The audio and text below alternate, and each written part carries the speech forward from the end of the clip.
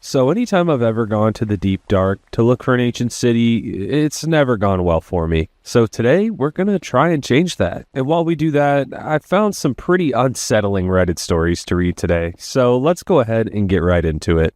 The first story today is from r/no sleep from user Realacanthasy219. I bought a camera at work. There are 6 years of vlogs on it, and her face is changing. Someone brought a camera into work recently. He was likely a homeless man who found it lying around and figured he could get a pretty penny for it. For being 10 years old, it was in decent shape, so we agreed I'd pay $30 for it. While taking it apart, I realized the SD card had never been removed. It didn't seem out of the ordinary, but it was enough to spark my curiosity. You see, I'd like to believe that I'm the type of guy to keep my head down and stay out of people's personal lives, but business has been slow recently. I have to keep my mind occupied somehow, don't I? One night, I plugged it into my laptop and was quite taken aback by what I had found. Hundreds, if not thousands of videos were on this thing.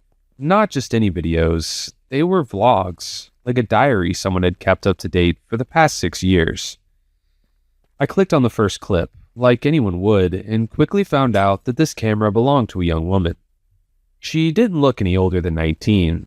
She had blonde curly hair, bright green eyes, and a smile that radiated innocence and kindness. She had a factor that made her addictive through the screen. It wasn't just her face or her voice. There was something else that made it nearly impossible for me to look away.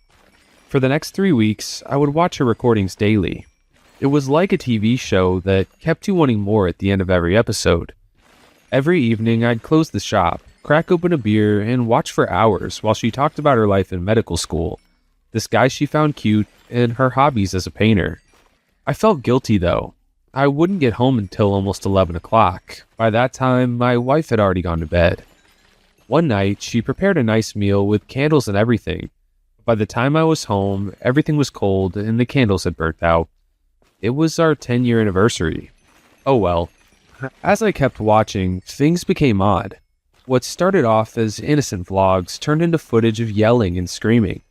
It was like she was arguing with somebody, except nobody was in the room with her. In one video, she just sat in her dorm filming herself crying for over an hour, followed by footage of her laughing like nothing had happened. Her smile seemed a bit different, maybe a bit wider than usual. I couldn't put my finger on it. I no longer felt the warmth and innocence I felt before. It almost seemed forced or performed. But performed for who? It was just her, alone in the room. But what if it wasn't? What if she wasn't alone? I felt bad. I felt invasive. I felt possessive, but I couldn't stop. The videos gradually kept getting darker and more strange. In some of the footage, she would walk around her dorm covering the mirrors with white towels. She would also film herself painting. It was the same portrait of the same person in every video, but with minor tweaks. There were times I questioned if any of this was real. There were times it got disturbing.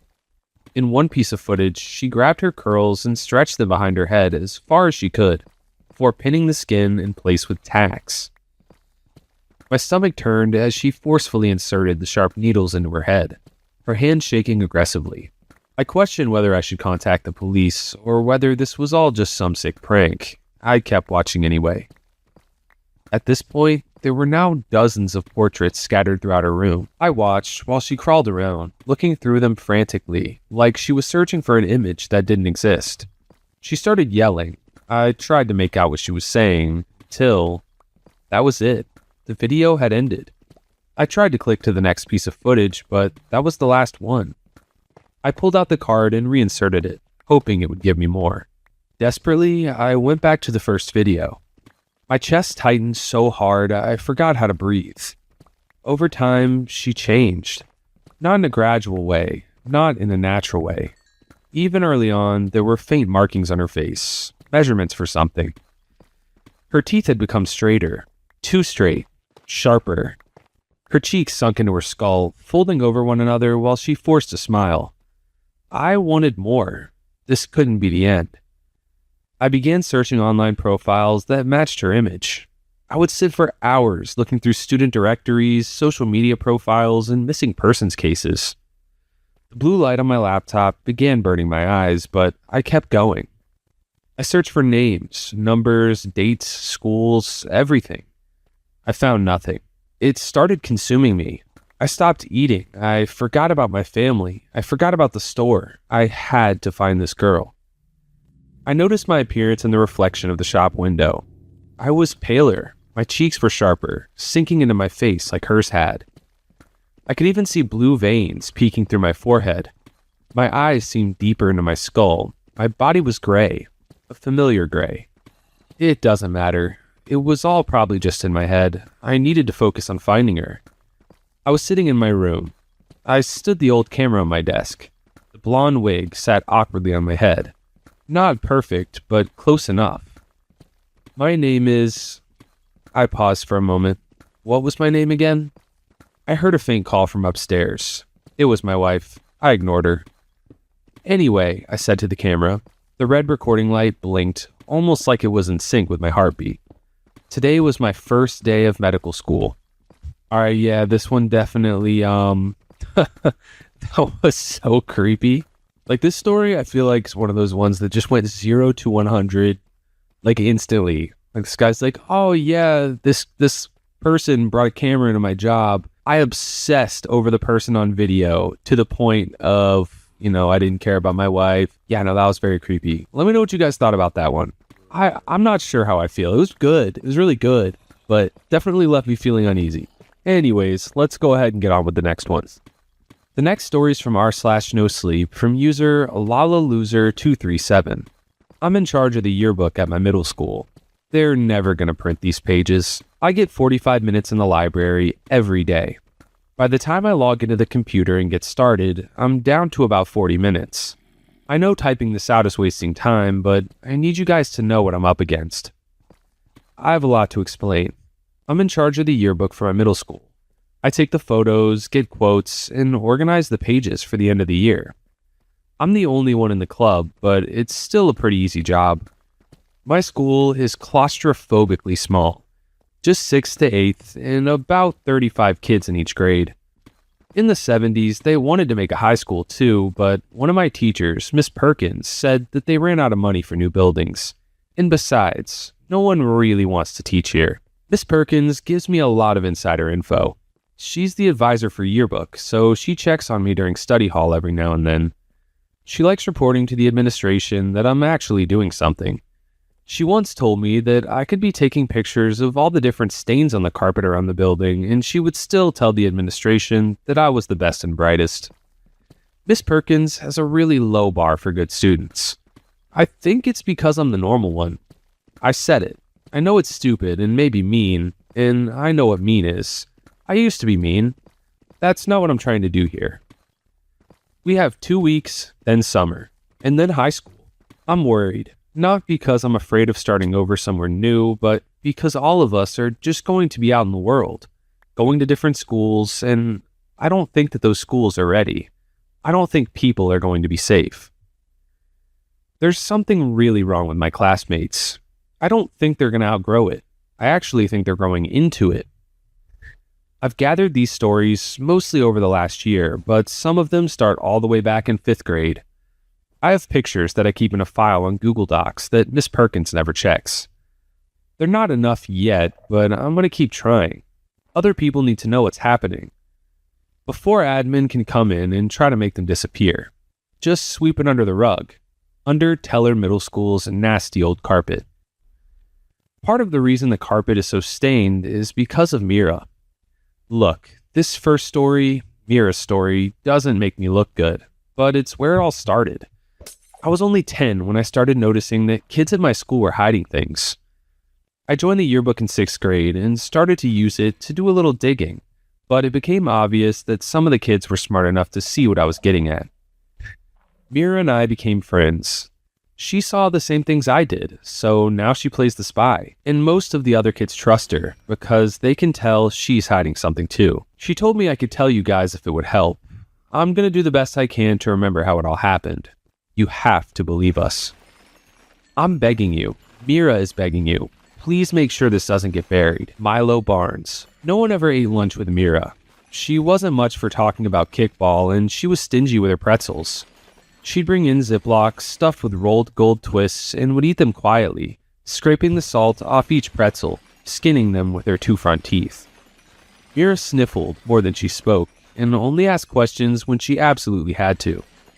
She'd raise her hand and squeak out a hushed request to go to the bathroom or to the nurse's office. Her voice wasn't so much nails on a chalkboard scratchy as a blender slicing ice. She didn't have many friends, or any friends really. The rest of us would stand around someone's desk in the morning, usually this kid Sammy's, because he stashed hordes of Hubba Bubba chewing gum in his backpack. We would talk about who got to stay up late watching American Idol, and who got new neon eraser caps for their pencils.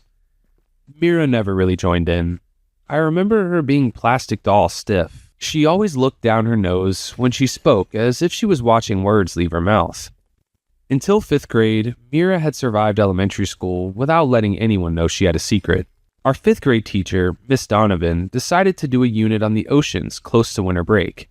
She was really excited about it. She told us that we could watch documentaries on the ocean every Friday for a month, and we could bring in popcorn and gummy sharks. We would have homework every weekend to tell our friends and parents what we had learned or how we could help the ocean. Looking back, it was a great project. We all lived in Missouri, so the chances of us knowing too much and getting bored was slim. Most of us had never seen the beach. The first week of the project went really well. We watched a nature documentary with a stuffy British voice describing how much effort it took a whale to get all the way out of the water. Everyone whooped and cheered as whales migrated. Sharks chased fish, and jellyfish floated peacefully across the all-blue screen. Mira sat in front of me in one row of desks to the right, and I remember that I never saw her smile at the seals or anything, not even once. That weekend, I had a lemonade stand and passed out information cards to my neighbors about buying the right kinds of fish at the supermarket and avoiding companies that hunted sharks. The next week of the project was harder. Miss Donovan spent a day talking to us about the dangers that the animals face because of predators. During recess, everyone was in a mood. We were playing Foursquare when this kid named James hit Tyler in the face with an overhead pass. Overhead passes were always illegal in elementary school. Tyler yelled, blood coming out of his nose, alternating between cussing at James and calling for help. Tyler was a pretty good Foursquare player, but he was also skinny, sick-looking kind of kid. Blood was coming out of his nose in a rush. We were all waiting for Miss Donovan to rush over when I noticed that Mira was pushing her way into the circle. She turned to another girl whose nose was wrinkled in snobby disgust and asked her, "Is he crying?" The girl turned, surprise all over her face. "No, I think it's just a bloody nose." And Mira looked disappointed that Tyler wasn't crying. Then she turned and left the circle to go back inside. The rest of the afternoon was Miss Donovan interviewing the guys about what happened. James promised that he never used an overhand pass, but Tyler groaned over and over that his face was the evidence. We all knew it wasn't really about blaming anybody. Miss Donovan just wanted them to apologize to each other and for the rest of us to be more careful. After James finally admitted that his turn at least wasn't an underhand pass, Miss Donovan let the rest of us get to work. We were supposed to be working on our final reports for the project. Everyone was assigned a different sea animal. I forgot about the bloody nose. I had lots to read about anglerfish. They hide in the deep, the little orb on the top of its head luring in prey into a false sense of security, so that the fish can open its horrifying jaws and chomp. Pretty soon, the day was over. I was outside for carpool. Kids with late parents would get moved to the outside after a while to wait on the curb. Mira was there too. I remember thinking that her backpack was a little too big. I shuffled over sideways, trying not to scare her off, because, we weren't exactly friends. I knew she lived a few neighborhoods over from me, and my mom said that her family was nice. Her older sisters swam on the same rec team as my older brother. She was fast. I was standing next to Mira. Her mousy brown hair was tucked into a plaid headband that matched the plaid of her jumper uniform.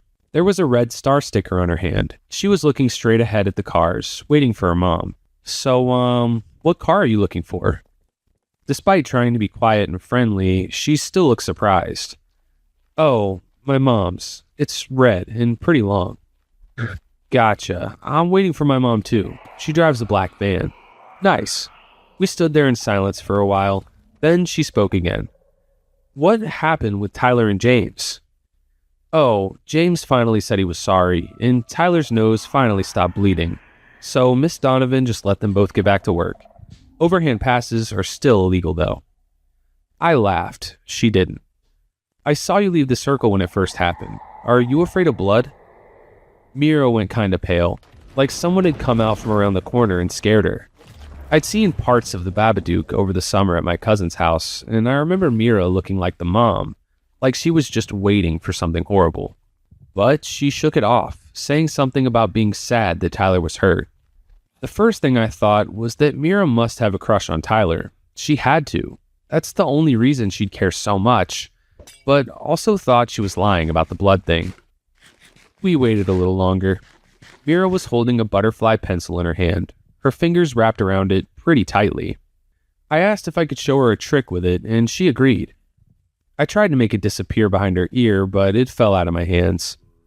When I bent down to grab it, I noticed little spots of blood all over Mira's shoes, like raindrops. When I stood up, her mom's car was pulling in, and she walked away without looking over her shoulder. I stood there, still holding her pencil. When I came into school the next day, Mira's desk was empty. She was homesick, like a couple of other kids.